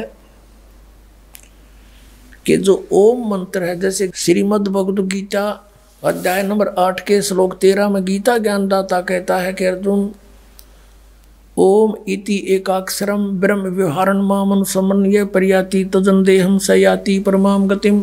मुझ ब्रह्म का केवल एक अक्षर ओम है, नथिंग एल्स। और जो इसका अंतिम सांस तक सिमरन करता हुआ शरीर छोड़कर जाता है तो परम गति को प्राप्त होता है। कौन सी परम गति? जो ओम से होने वाली परम गति है। ओम से कौन सी परम गति होगी? ब्रह्मलोक प्राप्ति होगा। ये ब्रह्म का जाप है। और ब्रह्मलोक में गए हुए प्राणी भी पुनर्वर्ती में है, जन्म मृत्यु होता है, ये पूर्ण मोक्ष नहीं होता। फिर ये कहता है कि तू सर्वभाव से 18वें अध्याय के 62वें श्लोक में कि तू सर्वभाव से उस परमेश्वर की शरण में जा, उसकी कृपा से परम शांति को, सनातन परम धाम को प्राप्त होगा। अपने विषय में कहता अर्जुन तेरे और मेरे बहुत जन्म हो चुके, तू नहीं जानता मैं जानता हूँ। चौथे अध्याय के 5वें और 9वें श्लोक में, गीता जी अध्याय नंबर 2 के 12 में, गीता अध्याय नंबर 10 के 2 में। और फिर 15वें अध्याय के 1 से 4 का निष्कर्ष है कि उल्टे लटके हुए संसार रूपी वृक्ष है ये, इसके सभी विभाग जो बता देगा वो तत्वदर्शी संत है। उसके पश्चात परमेश्वर के उस परम पद की खोज करनी चाहिए, जहाँ जाने के बाद साधक फिर लौटकर कभी संसार में नहीं आते, उनका पूर्ण मोक्ष हो जाता है। फिर बताया है गीता जी अध्याय नंबर 17 के श्लोक नंबर 23 में उस परमेश्वर के पाने का, सच्चिदानंद घन ब्रह्म के पाने का मंत्र बताया है। ओम तत्सत इति निर्देश है ब्रह्मण त्रिविध समर्थ। ब्रह्मण माने सच्चिदानंद घन ब्रह्म, सच्चिदानंद घन ब्रह्म यानी परम अक्षर ब्रह्म। 7वें अध्याय के 29वें श्लोक में गीता ज्ञानदाता कहता है कि अर्जुन उस तत्परम से परिचित, सारे अध्यात्म ज्ञान से परिचित, सब कर्मों से परिचित प्राणी साधक केवल जरा और मरण से छूटने का ही प्रयत्न करता है। वो यहाँ की किसी वस्तु की इच्छा नहीं रखता। 8वें अध्याय के प्रथम मंत्र में गीता ज्ञान दाता से अर्जुन ने प्रश्न किया, फिर किम तत्ब्रह्म पुरुषोत्तम, कि हे कृष्ण वो कौन है फिर तत्ब्रह्म बता मेरे को। 8वें अध्याय के 3रे श्लोक में गीता जी में कहा कि वो परम अक्षर ब्रह्म है। गीता अध्याय नंबर 15 के श्लोक नंबर 16 और 17 में 3 पुरुष बताए, एक सर पुरुष एक अक्षर पुरुष। 15वें अध्याय के 16वें श्लोक में 2 पुरुष, सर पुरुष अक्षर पुरुष, ये दोनों नाशवान, इनके अंतर्गत जितने प्राणी वो भी नाशवान, जीवात्मा किसी की नहीं मरती, ये तो अंडरस्टूड है। फिर 15वें अध्याय के 17वें श्लोक में स्पष्ट किया है कि उत्तम पुरुष है तू अन्य, और परमात्मा थी उदारते, ये लोग तेरे आविष से विवर्ती अवे ईश्वर है। वो परम अक्षर ब्रह्म है तीसरा, सर पुरुष अक्षर पुरुष तो 16वें श्लोक में, और उत्तम पुरुष इन 16वें श्लोक में वर्णित दोनों सर पुरुष और अक्षर पुरुष से कोई और है, वो परम अक्षर, वो उत्तम पुरुष वो है परम अक्षर, परम अक्षर ब्रह्म जो 8वें अध्याय के 3रे श्लोक में जिसके विषय में कहा, और वही परमात्मा कहलाता है, वही तीनों लोकों में प्रवेश करके सबका धारण पोषण करता है, वो है अविनाशी परमात्मा परमेश्वर। तो गीता जी अध्याय नंबर 17 के श्लोक नंबर 23 में इन 3 पुरुषों का मंत्र न्यारा न्यारा बताया। पुण्यात्मा हमने जैसे जल पाना है, जल पाना है, हम पूजा जल की कर रहे हैं, वो कैसे मिले, कौन से औजार हैं जो जल प्राप्त हो। जमीन में जल है तो हैंडपंप लगाने का सारा जो इंस्ट्रूमेंट है वो सारे लाने पड़ेंगे, और फिर वो कोई पूजा नहीं कर रहे हमें, वो तो हम पूज्य वस्तु को पाने के लिए मेहनत कर रहे हैं, मजदूरी साधना कर रहे हैं। तो उस परम अक्षर ब्रह्म को यानी सच्चिदानंद घन ब्रह्म के पाने का ओम तत् सत यानी उस सतलोक में जाने का, उस परम पद में परमेश्वर के उस परम पद में जाने का, जहाँ जाने के बाद फिर कभी लौटकर संसार में नहीं आते, वो ये साधन है, ये साधना है। ये ओम तत्सत कोई पूजा नहीं या मजदूरी है उस जल के पाने के लिए। ओम ब्रह्म का सरपुरुष का इस ओम नाम के जाप से 18वें अध्याय के 66वें श्लोक में ये ब्रह्म गीता ज्ञानदाता श्री कृष्ण में प्रवेश करके बोल रहा है। ये कहता कि सर्वधर्मान परित्यज्यमाम एकम शरणं व्रज, मेरे सतर की जो पूजाएं हैं ब्रह्म सतर की उनको मुझे छोड़ दे, और उस एकम माने उस सर्वशक्तिमान जिसका बराबर दूसरा नहीं है उसके पास जा, फिर मैं तुझे सब पापों को छोड़ दूंगा, मोक्ष कर दूंगा, तू चिंता ना करे।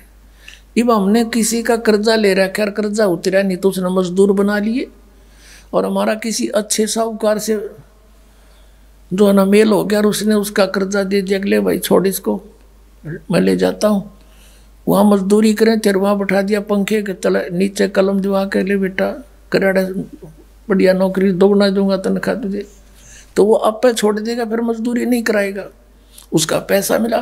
तो हम ओम नाम के जाप को, ब्रह्म के जाप को, ब्रह्मलोक में नाश कराते थे इस कमाई को, और ये 500 यज्ञ जो करते थे ये भी यही उसी ब्रह्मलोक में खा लेते थे देवता बन के। तो अब हम इस ओम इन मंत्रों के प्रतिफल में कुछ नहीं लेंगे, इस तरह इसकी पूंजी नो की नो दे देंगे, अक पकड़े अपनी तो छोड़ मारा पीछा। 18वें अध्याय के 66वें श्लोक का ये अर्थ है कि गीता ज्ञानदाता कहता कि मेरे सतर की सभी धार्मिक पूजाएं सर्वधर्मान परित्यज माम एकम शरणं व्रज, मेरे सतर की सब पूजा मुझे छोड़ दे, उस एक जिसके बराबर दूसरा नहीं, उस परम अक्षर ब्रह्म की शरण में जा। अरे इन्होंने व्रज माने आना कर रखा सारे अनाड़िया ने, किसी ने कख का पता नहीं था, सारा सदग्रंथों का अनर्स कर डाला, भोली जनता को गुमराह कर दिया। और इंग्लिश वर्ड का अर्थ गो हो कोई, उसका अर्थ कोई कम कर दे, आना कर दे, कितनी बुद्धिमता करी उसने। वर्ज माने जैसे गो माने जाना होता है, इंग्लिश वर्ड है, और उसका किसी सेंटेंस को ना समझ के अनुवाद करता उसका अर्थ आना करता है तो वो महामूर्ख है। किसी भी सर्कमस्टांस में गो बीन कम आना नहीं हो सकता। अरे न कर रख्या या थोड़ी सी एक झलक दिखानी पड़ेगी।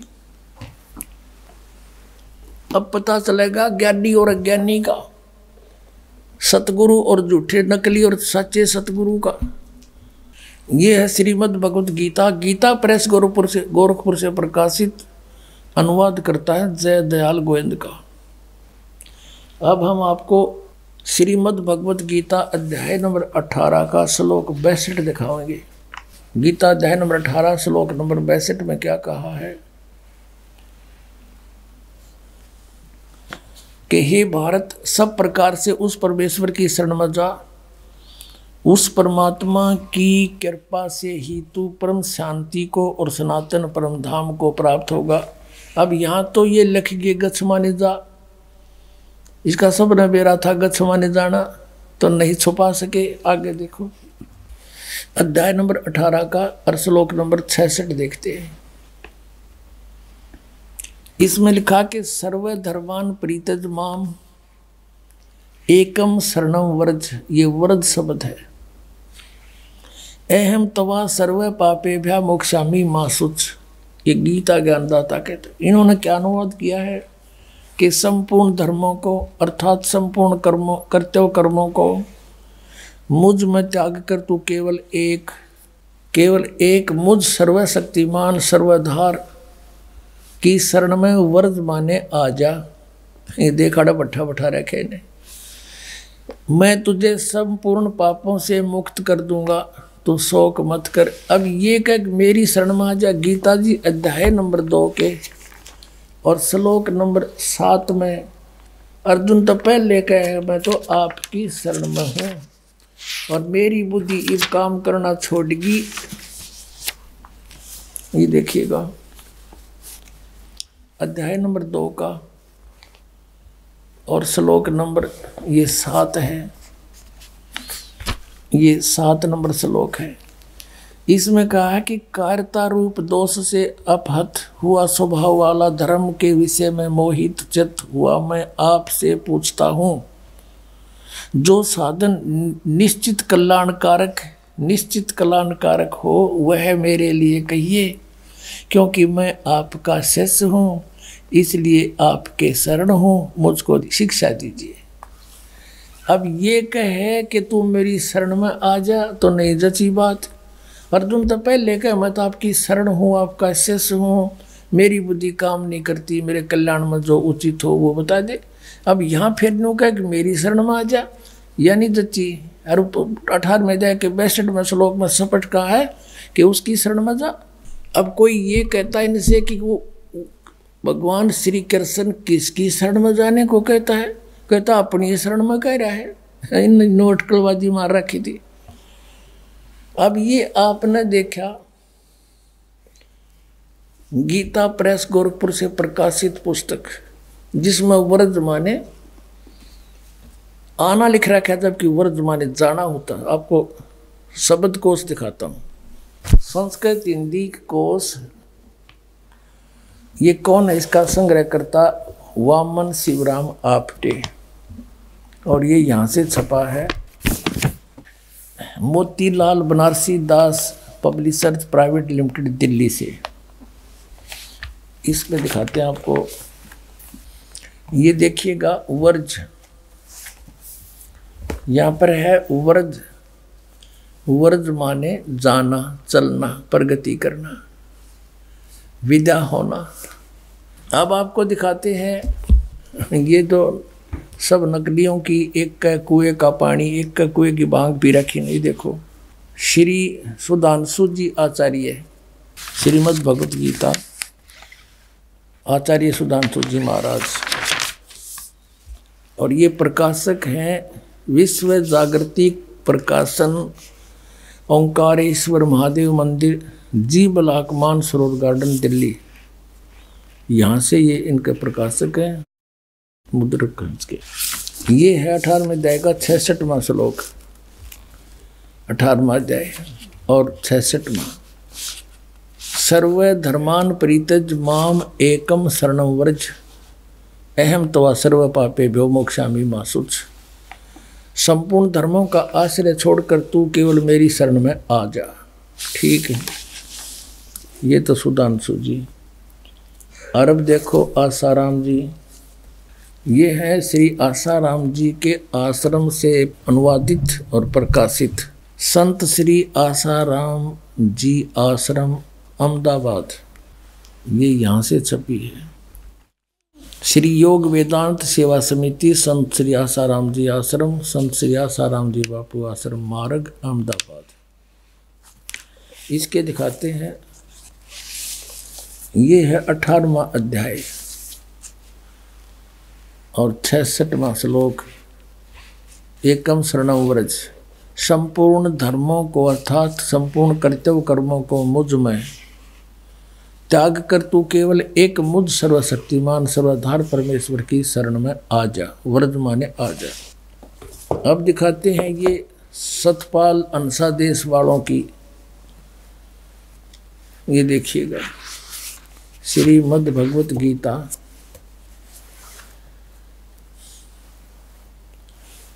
अनुवादक हैं ब्रह्मलीन महात्मा सत्यानंद, महात्मा सर्वज्ञानानंद आदि, संपादक अंसादेश, प्रकाशक मानव उत्थान सेवा समिति 2/12 पंजाबी विभाग नई दिल्ली से। ये इनके मुद्रक हैं Rajeshwari photo states private limited Delhi.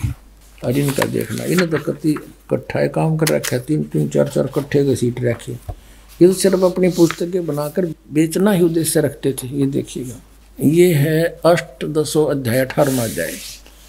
और यहाँ पर है सर्व धर्मान परित्यज माम एकम शरणं व्रज अहम तवा सर्व पापे मोक्षयामि मा शुच। ये 3-4 का इकट्ठा इन्होंने अनुवाद कर रखा है। ये देखना अगले पृष्ठ पे, इसमें लिखा है कि सर्व धर्मों के कर्मों को छोड़कर केवल मेरी शरण में आ जा। ठीक, अपने आत्माओं एक और कमाल दिखाऊंगा आपने, इन शर्म भी ना आई। ऊपर तो लिख रहे हैं व्रज माने जाना, मीनिंग मत सही लिख रहे हैं, और अनुवाद में फिर घुमाना। देखो देखो कमाल की बात, चौड़े में झूठ बोल रखी ने। ये है श्रीमद् भगवत गीता यथारूप, और कहाँ से छपी है? कृष्ण कृपा मूर्ति श्रीमद् एसी भक्ति वेदांत स्वामी प्रभुपाद संस्थापक आचार्य अंतर्राष्ट्रीय कृष्ण भगवान अमृत संघ, एस्कॉन वाले बोल रहे हैं, एस्कॉन वाले। और इन्होंने लिखा है कि विश्व में सबसे अधिक इस संस्था की पुस्तक बिकती हैं। यह देखना, ये आपको सुना दिया।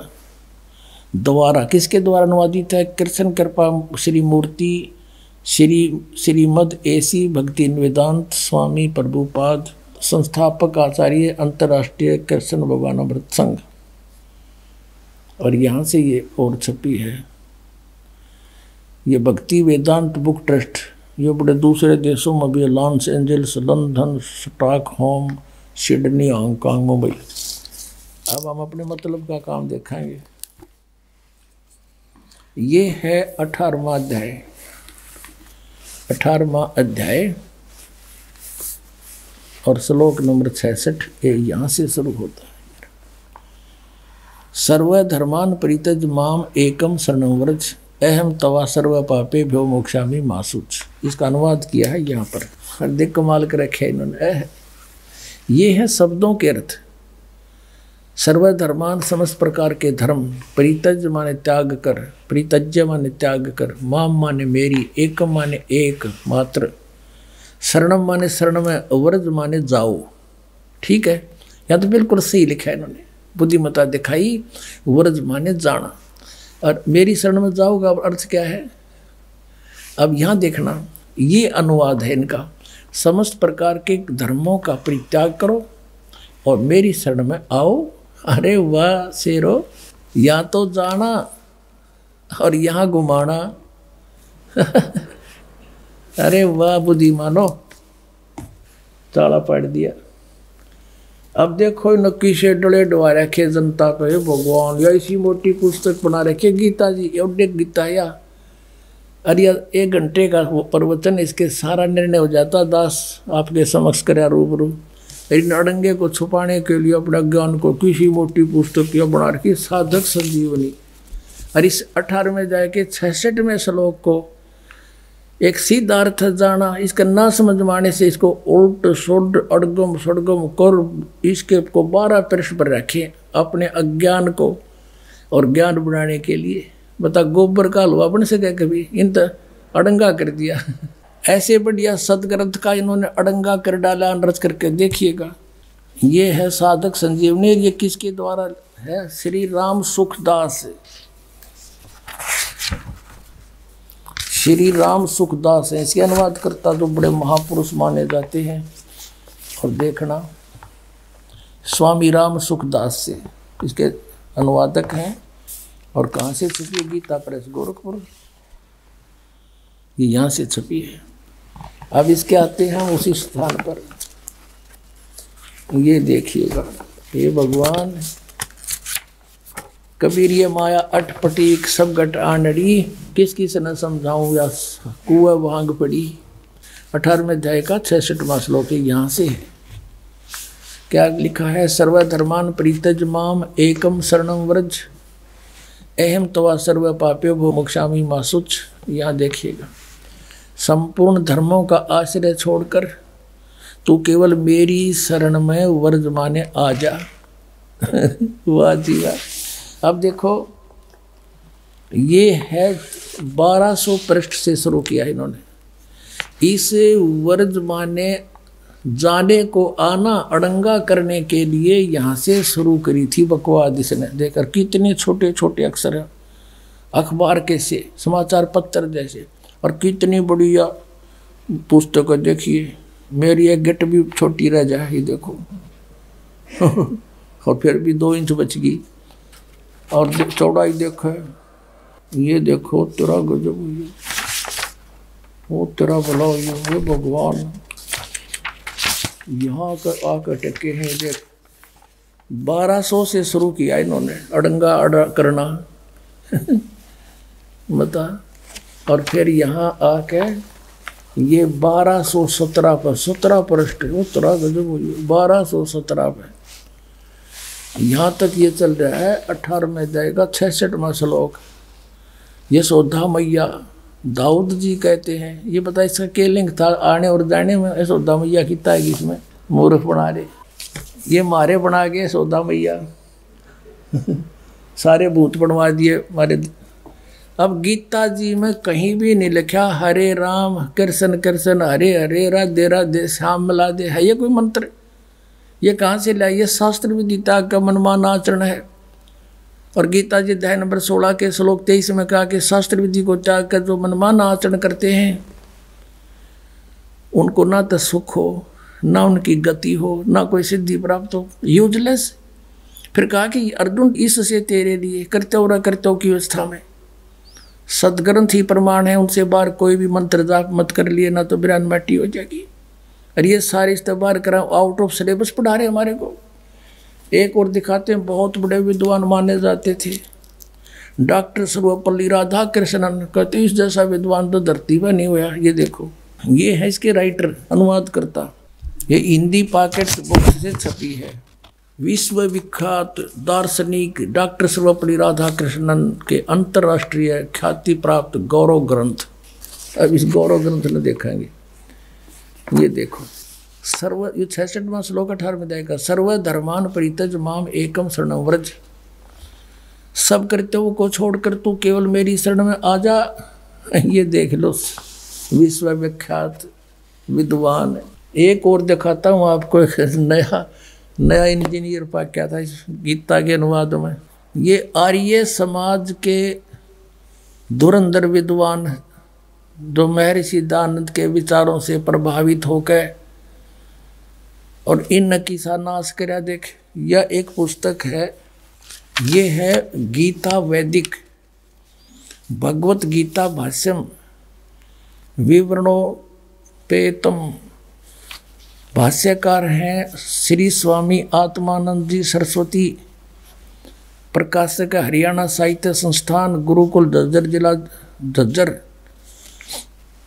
और ये इनका आचार्य प्रिंटिंग प्रेस, दानंद मठ रोहतक से छपी है। अब इसने किसा नाश कर रखा दिखाऊं। इसने क्या लिखा है प्राकथन में गए पृष्ठ पे क्या लिखा है देखिएगा, ताड़ा पाड़ा। कई चतुर शिल्पी ही इस तह को मूल रत्न में से एक अणु को नष्ट किए बिना दूर कर सकता है। अब तक जिस शिल्पी ने इसका मार्जन करना चाहा, इसे शान पर चढ़ाना चाहा, वह प्राय इस रत्न के उद्गम स्थान अनेक हीरक रत्नों की महान खान महाभारत का अवलोकन किए बिना ही इसे शान पर चढ़ा देता था। जिससे इस रत्न में कुछ न कुछ खनिज मिल भी रह ही जाता था, मल भी रह जाता था। और अब क्या बताया है कि वे चतुर शिल्पी प्राय पाठकों के परिचित ही हैं। आपका यहाँ लिखा है,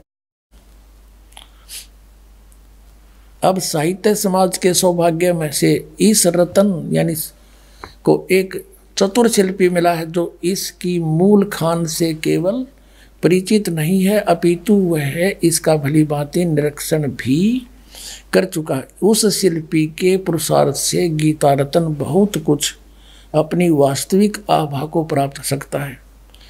और कहते हैं इस शिल्पी ने शान पर चढ़ा के और इस गीता को छांटा है।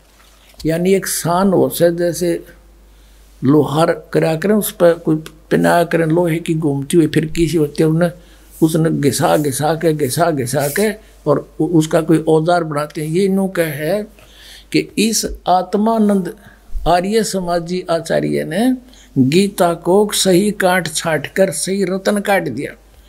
इसने 700 श्लोकों में से 200 श्लोक सेलेक्ट किए हैं। न्यू कहे ये 200 श्लोक हैं बस ये गीता में, बाकी तो रिजेक्टेड है। ये देखिए इसका अकल कहाँ तक कित तरह सारे की बिजली पड़ रही है इनमें। अब ये क्या बताता है, अब थोड़ा सा हिंट दूंगा अपना, मैं घना तो इतना समय नहीं इनको बर्बाद करने का। ये क्या बताता है गीता में प्रक्षेप यानी मिलावट है गीता में। यूनो का है आत्मानंद 9वीं 10वीं 11 और 12 अध्याय ये सारे मिलावट हैं। 9वें अध्याय के प्रथम श्लोक को छोड़कर और 9वां 10वां और 11वां और 12वां सभी अध्याय प्रक्षिप्त हैं इनमें मिलावट से। अच्छा ये देखिए 13वां अध्याय, इसमें 13वें अध्याय के प्रथम से लेकर 6 श्लोक प्रक्षिप्त हैं। ये तो मिलावट से, बाकी ठीक से। अब 14 अध्याय का 14वां अध्याय, 14वें अध्याय में 2रा 3रा और 4था श्लोक प्रक्षिप्त हैं, बाकी ठीक है। अच्छा और देखिए इसमें 5-10 अध्याय, इसमें 5-10 अध्याय 15वां अध्याय सारा ही नकली है। वारे शेर, अब इसने काट कर या बना दी पहलवान ने, देख या गीता बना दी। इसने तो इसी मोटी बनाई थी या बालक पर भी ना उठे, यूं चला ठीक करने। इसने बना दिया कॉमिक्स, नौकैया ओके है। एक राजा ने मकान बनाना था, एक मंत्री की ड्यूटी ला दी वजीर की। वजीर ने बहुत बढ़िया कारीगर ढूंढा, खाती कारीगर। उससे कहा भी तो बढ़िया मकान बना दे राजा का, और ओके सामान ला दिए, पैसे की चिंता मत करना, कदे मेरा बड़ा हट मरवा दे। मिस्त्री बोला जी ठीक है। वो ला बढ़िया अपने लकड़ी सतीर बढ़िया बढ़िया छाट कर क्या के चंदन के एक बहुत बढ़िया सैतीर लाया था, वुडन बीम, और अच्छा 20 फुट लंबा, 17-18 फुट लंबा, और अच्छा ऐसा मोटा और बहुत सुंदर। और कड़ी वड़ी ले आया, और राज तय लाग गया चुनाई करने। उस कड़ी और सतीर को रखवा के एक और दूसरे मकान में राजा के में मंत्री ने सोचा भाई राजा का काम है और कहीं कोई चीज त्रुटि युक्त ना हो, किसी और मिस्त्री ने कारीगर ने और दिखा लूं। पूछा भाई कोई अच्छा सा कारीगर हो, जानकार हो लकड़ी के बारे में। पता चला जी ऐसे ऐसे है, तो उसको बुलाया और कारीगर को उसको आके देखा भी देखना ये कड़ी लाए हैं, ये सतीर लाए हैं, ओके है कि नहीं। अब उसने सोची जैत ने ओके कह दी तो उस कारीगर की महिमा बनी जाएगी। ने बोला जी इस सतीर में तो बहुत नुक्स है, ये तो देख गुणिये में को नहीं न्यू और न्यू है। अब वजीर ने सोची भाई बात बिगड़ गया तो फिर राजा डांट मारेगा। ने बोला जी इसने गुणिये में कर दे। वो रंदा ले रहा था साथ में, दे गदाए गद एक एक इंच तार दिया चारों तरफ से। ने बोला जी देख वो चमक गया। और वजीर ने सोचा भाई जमात तो बहुत बढ़िया बन गया बीता। उसने सोची एक और ने दिखा लो कदे फिर भी चूक रहेगी वो, एक और ढूंढ लिया बढ़िया सा। उसने पूछा भाई यो सतीर ठीक है? बोला ना जी तो कति खराब है, बांगा टेढ़ा है। बोला वह कर ठीक है। अब 2-2 इंच वो उतार गया, दे गदा दे गदा। उसने सोचा भाई एक और दिखा लो, तो लग गया था। वो तीसरा बुलाया, उसने पूछा बोला जिसमें तो बहुत नुक्स है। बोला वह कर ठीक है। वो भी फंड गया, 2-2 इंच वो उतार गया। कहने का भाव ये है वह कड़ी बना के धरती सतीर की, उस पिल उड्डन बीम की कड़ी बनेगी चारों तरफ से छोल छोल के। अब उस राज ने जो लाया था खरीदवा के सारे सामान अपने हिसाब से, उसने जब छत लेवल पे पहुंच गई दीवार, तब मजदूरों से कहा भाई वो सतीर लाओ पहले उठा के। वह गए सतीर ने, बोला 8-7 जने जाओ। वो 10-12 भेजे मजदूर। वह गए, बोला मंत्री जी सतीर बता। बोला यो खड़ी उधर है भाई। उन्हें एक जना जा उठाए। अब वो कारीगर ने कहा सतीर नहीं लाए तो खाली आने लग रहे। बोला यो ले रहे। अब वो उसका जच्चा क्यों सतीर इतना होया करे। वो फिर वहां गया जहाँ पर रखा हुआ था, वहां देखा वो पड़ा बुरा दानेरा, वो छोड़ रहा क्या। फिर मंत्री जी से बात करी, कहने लगे जी उस सतीर का यू किसने के कर दिया।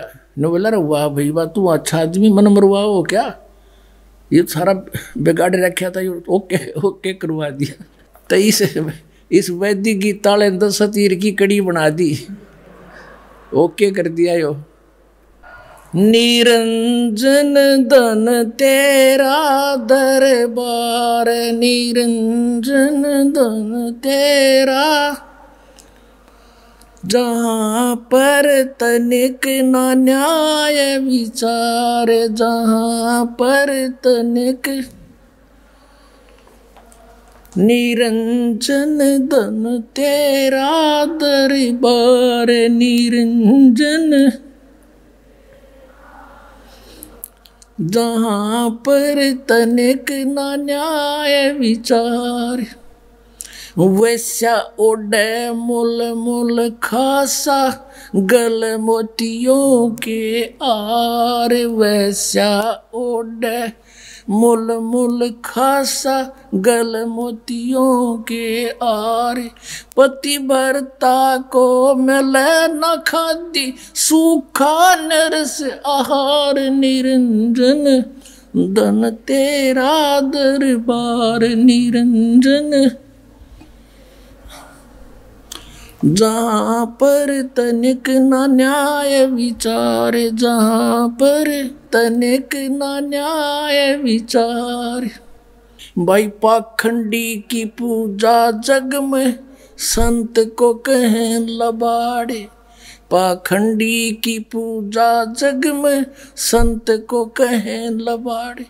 अज्ञानी को परम विवेकी, ज्ञानी को मूढ़ गंवार। निरंजन धन तेरा दरबार, निरंजन धन तेरा दरबार। निरंजन, जहाँ पर तनिक न न्याय विचार। कहे कबीर सुनो भाई साधो, या सब उल्टा व्यवहार। कहे कबीर सुनो भाई साधो, या सब उल्टा व्यवहार। सच्चों को तो ये झूठा बताओ, इन झूठों का एतबार निरंजन। धन तेरा दरबार निरंजन, धन तेरा दरबार, जहाँ पर तनिक न न्याय विचार। परमात्मा कहा करते, देखो रहे कबीर साहब कहा करते, मुझे तो ये अनपढ़ और अशिक्षित और मूर्ख बताते हैं, और इन अज्ञानियों को ये महर्षि कह जिन अनर्थ कर रखे, सदग्रंथों को ना समझ के इनका नाश कर दिया। पुण्यात्मा, सौभाग्य आपका, इस प्राइम टाइम में आपका जन्म और ये सतनाम और सार नाम आपको मिला। धन आपके माता पिता जिनसे जन्म हुआ। बोलो सतगुरुदेव।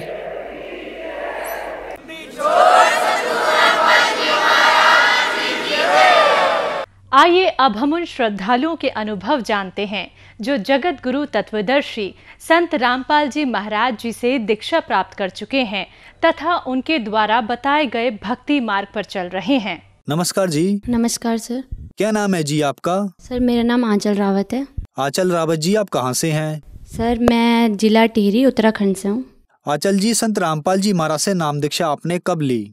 संत रामपाल जी महाराज जी से नाम दीक्षा मैंने 2019 को ली थी।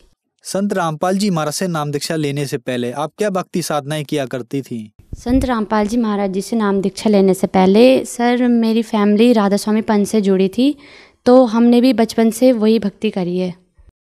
क्या कारण बना कि आप संत रामपाल जी महाराज की शरण में आई? संत रामपाल जी महाराज जी की शरण में आने का कारण, पहला तो एक मेरी तबीयत ख़राब हो चुकी थी और साथ में मेरे पापा हैं उनकी भी तबीयत ख़राब हो गई थी। सर मेरे जो था पूरी बॉडी में पेन होता था, तो क्या बोलते हैं, हमने काफ़ी डॉक्टर्स को दिखाया, तो उसमें कहीं पे अपेंडिक्स निकला तो कहीं पे कुछ और अलग अलग प्रॉब्लम्स निकली, तो वो ठीक नहीं हुई। और मेरे पापा को लंग्स डिजीज़ थी, तो वो भी कहीं ठीक नहीं हुई। इस कारण से हम संत रामपाल जी महाराज जी के पास हैं। तो संत रामपाल जी महाराज से नाम दीक्षा लेने के बाद क्या आपको कोई लाभ भी मिले? हाँ जी सर, संत रामपाल जी महाराज जी के शरण में आने के बाद हमें बहुत लाभ हुए। मेरी जो बीमारी थी, पहले तो हमें मोक्ष का साधन मिला, जन्म मरण से जो छुटकारा वो हमें मिल चुका था। मेरे साथ ऐसी प्रॉब्लम होती थी कि मैं स्कूल जाते टाइम ही सुबह मेरे पेन स्टार्ट हो जाता था, जैसे स्कूल का टाइमिंग होता था, और 12-1 बजे के करीबन वो मेरा जो दर्द होता था वो ठीक हो जाता था, मतलब मैं बेहोश जैसी हो जाती थी।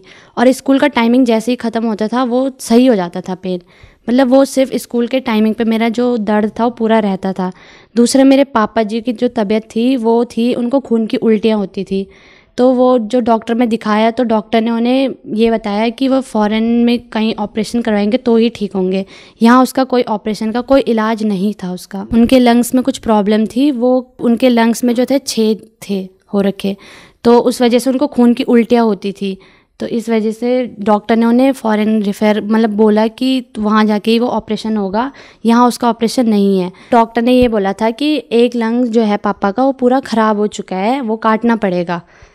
तो फिर मतलब उन्होंने फ़ॉरेन का बताया कि वहाँ जाके इसका ऑपरेशन हो सकता है, अगर ये ऑपरेशन होगा, मतलब उसमें कोई चांसेस नहीं थी कि उनका बचना, कोई चांसेस नहीं था। अगर ये ऑपरेशन मतलब सक्सेसफुल हो ना हो इसकी कोई गारंटी नहीं थी। संत रामपाल जी महाराज जी की शरण में आने से ही पहले तो मैं ठीक हुई, और दूसरे मेरे पापा हैं उनकी तबीयत भी एकदम ठीक हो गई। और तो अभी हमें पहले ये 3 लाभ मिल गए मुझे। मेरी आयु जो परमात्मा ने, संत रामपाल जी महाराज ने बढ़ा दी, मेरे पापा की आयु संत रामपाल जी महाराज जी ने बढ़ा दी। बाकी दिन प्रतिदिन हमें लाभ मिलते ही रहते हैं, तो बहुत बड़े चमत्कार, छोटे छोटे बड़े बड़े चमत्कार होते रहते हैं हमारे साथ संत रामपाल जी महाराज जी की दया से। संत रामपाल जी महाराज से नाम दीक्षा लेने के बाद आपको बहुत सारे लाभ मिले। हम आपसे एक बात पूछना चाहते हैं कि आपने बताया कि पहले आप राधा स्वामी के सत्संग में जाते थे, तो राधा स्वामी में और संत रामपाल जी महाराज में आपको क्या अंतर नजर आया? राधा स्वामी में जो सत्संग मतलब जो बताया जाता था वो हमारे वेद शास्त्रों के अनुसार नहीं था, और संत रामपाल जी महाराज हमारे वेद शास्त्रों से प्रमाणित ज्ञान हमें बताते हैं। तो यही फ़र्क सबसे बड़ा तो यही था कि हमें शास्त्र अनुसार भक्ति मिली है संत रामपाल जी महाराज जी के पास आकर, जिससे हमें लाभ हुआ। संत रामपाल जी महाराज से नाम दीक्षा कैसे ली जा सकती है? संत रामपाल जी महाराज जी से नाम दीक्षा आज विभिन्न चैनलों पर संत रामपाल जी महाराज जी का सत्संग आता है। उसके नीचे एक येलो कलर की हेडलाइन आती है जिसमें नंबर्स है। उन नंबर पर कॉल करके आप संत रामपाल जी महाराज जी से नाम दीक्षा ले सकते हैं। धन्यवाद जी। अच्छा है।